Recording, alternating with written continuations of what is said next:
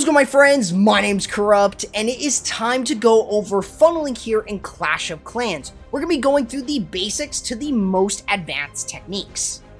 First, what is funneling? Funneling is the ability to control your troops. Making sure that they go into the right direction is exactly what you want to do. So bringing in the use of golems and having wizards right behind them allows you to establish a funnel.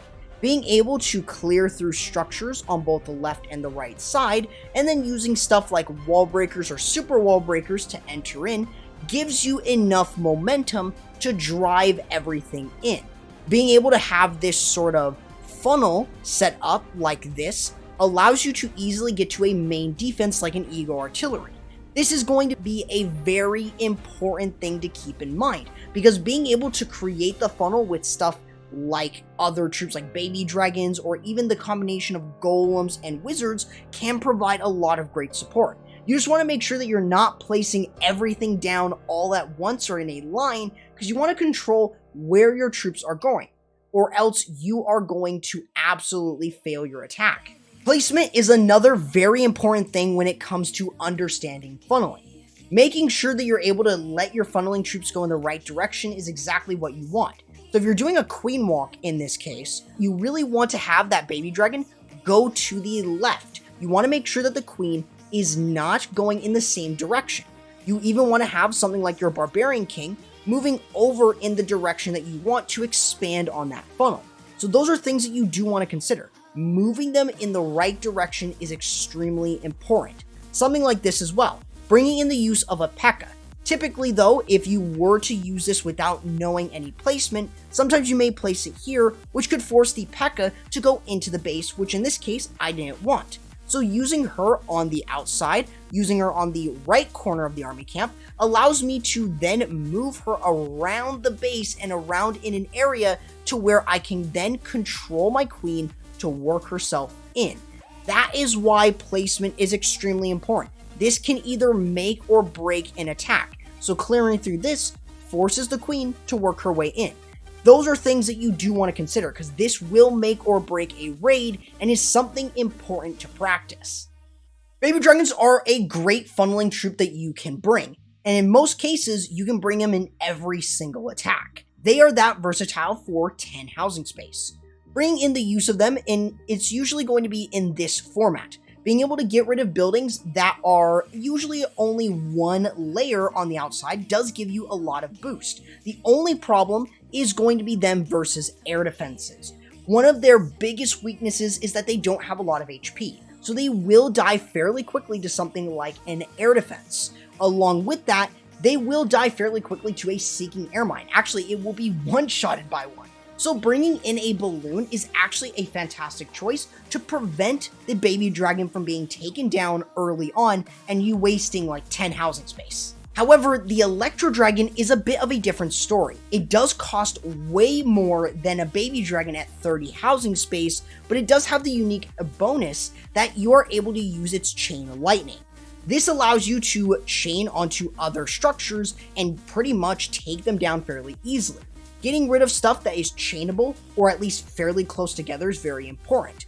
Clearing through something that has either a 1 tile or 0 tile gap does allow you to get the most from your Electro Dragon. Unfortunately, they will not chain for anything more than that. So if there is a 2 tile or 3 tile gap, it will not chain onto any of the structures. So you do need to keep that in mind. But you could also bring in the use of a rage spell to speed up the process of your Electro Dragon and make it so much easier for your E-Drag to move through. The only thing that is really going to stop your E-Drag is a bunch of shots from an air defense or a lot of buildings being spaced apart, so it is something to keep in mind.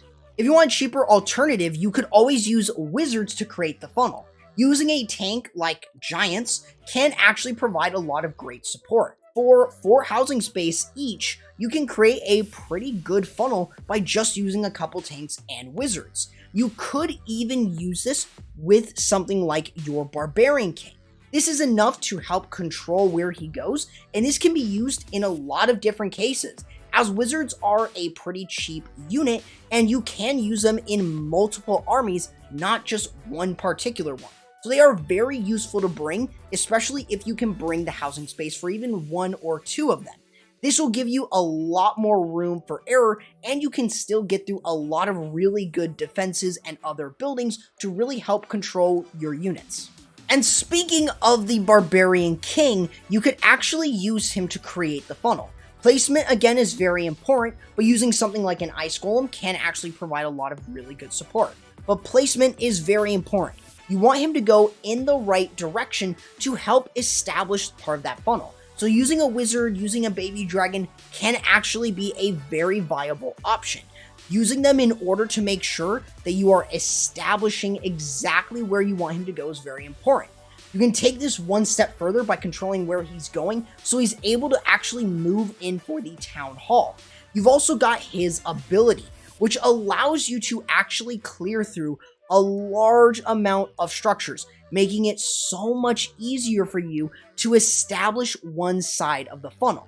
By far, he's one of the best that you get early game at Town Hall 7 and makes it so much better. Of course, the level really does determine his ability and how many units he's going to be able to get through with the ability and with his damage and HP.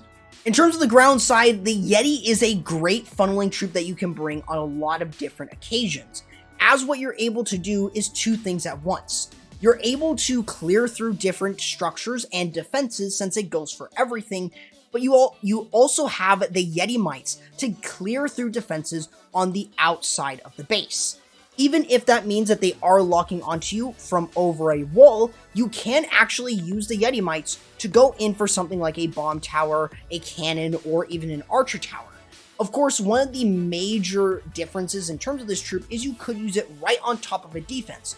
That does actually do a lot because you are able to get some of your Yeti mites to jump onto defenses right behind it. Something like an air defense could play a huge part in your attack. So considering using that option does allow you to make sure that you're able to use the Yeti to funnel not just the outside, but at least one layer on the inside of the base. Of course, the Siege Barrack is actually one of the better funneling units in the entire game. It was built for funneling, so being able to use it with something like a Barbarian King gives you extra tankage. But in terms of the Siege Barrack, you get a P.E.K.K.A. and about 11 wizards at max level for absolutely free. This gives you a ton of additional support, as you can use this to literally clear out an entire area, and having the P.E.K.K.A. or even bringing something like a giant or ice golem does really do a lot for your attack. Typically, though, you're going to be seeing this a lot in stuff like Queen Charge Miners, Queen Charge Hog Riders, and even Queen Charge Hybrid, where you can get the most from it. You can, of course, use it in smash attacks like Super Witches, P.E.K.K.A. Smash, and Yeti Smash, where it can be used as a much more viable option, having Hog Riders in that Siege Barrack, but you can also have stuff like Yetis or even Bowlers in there if you want more cleanup. A Grand Warden Walk is another great option for you to use as funneling. Now, this is a bit more specific on certain base designs, as typically what you're using this for is only for stuff like smash attacks, where you're going to be using that Warden Walk because it's easier to control than a Queen Walk. So being able to use your Grand Warden and healers to pick off structures from the outside and then luring the Warden over. However, what you could do as well is actively control him by using baby dragons or wizards and making sure that he goes in for something like an Eagle Artillery. You could even bring the use of lightning spells to clear through something such as an Inferno Tower. Using a rage spell is another good option too, and as you're able to clear through something like an Inferno, that does give you enough space to then send in something like Super Witches, so you're able to control where he goes. This is by far one of the most important things that you want to know, especially if you are at Town Hall 12. You will want to start using that Grand Warden Walk and understanding it for the future. Another cheap alternative that you have in terms of ground is actually a Bowler Bounce. This is not seen too much nowadays because it is fairly easy to counter, but using it can still be very fun. Being able to use it to skip onto other buildings is very, very important. If you want to be able to use this properly, you're usually looking for an area that is not being protected by something like a cannon or archer tower.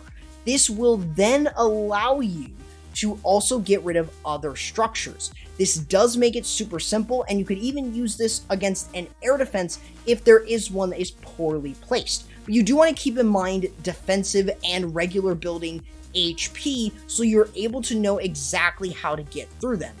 Of course, you could even bring in the use of a giant to help tank for your bowler so you can easily take down the structure. Something like an archer tower that's on the outside, and this could play a pretty big role. Now, you could also bring super troops to help create the funnel. Stuff like sneaky goblins is one of the more common examples, as sneaky goblins can be used on resource collectors and storages. It takes only one to get through a resource collector, but it takes two to get through a storage, so something good to keep in mind. You could also bring in the rocket balloons that can actually help clear through buildings on the interior side. Something such as a air defense or archer tower can easily be dealt with only two of them. Could bring even three to deal with more type of defenses. One method that is tried and true is the Yeti bomb. This is by far one of the better ways to create the funnel on the interior side. Something like a couple balloons and then using a rage spell with a couple Yetis does give you that advantage to getting rid of something such as an Inferno Tower. You can even lure out the enemy CC and making sure that you're able to get through a large portion. Of course, it does depend on where the Town Hall is placed, so you get the best sort of angle, and also you're able to lure out the enemy CC for free. You will need to use a rage spell though if you're dealing with an enemy hero. Other than that, you really wouldn't need to worry, as the Yetis can actually get through, and the Valkyrie is there to actually clear through the skeleton traps are there in that compartment. An advanced way to create the funnel is using the Royal Champion method.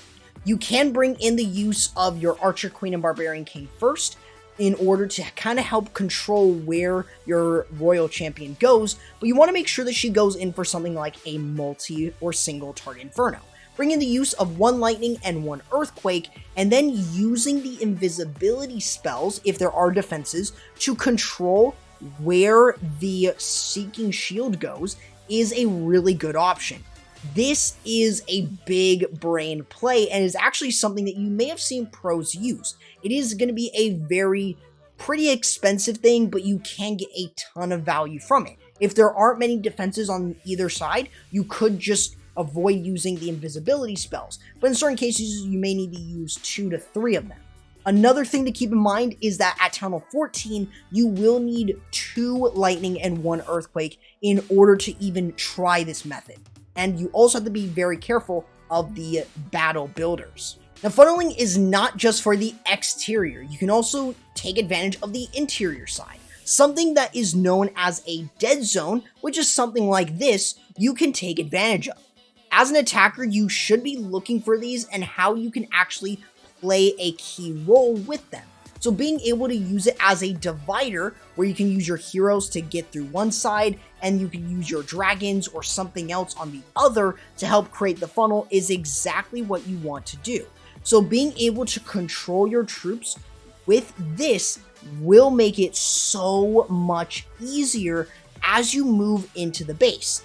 As an example here, getting through the Eagle Artillery using a rage spell, notice how none of them are going into this compartment and instead are staying in the same compartment. Now, of course, you could also cut off the other side of the funnel by using a Siege Barrack, or even the use of a Stone Slammer. In this case, the Stone Slammer is being used to cut off where the balloons and dragons are going and will force them back in. So using something like a Stone Slammer can force your troops to go back in. Even a Royal Champion can have the same effect at Town Hall 13 and Town Hall 14. So it does make it so much easier in terms of helping to create the funnel. Make sure to subscribe to the channel if you guys enjoy what I'm doing here. If you want to check out some more content, I actually have some more right over here that you guys can actually check out. Make sure to use code CORRUPT, and also let me know what you think about funneling. And I'll catch you in the next video. Corrupt, signing out.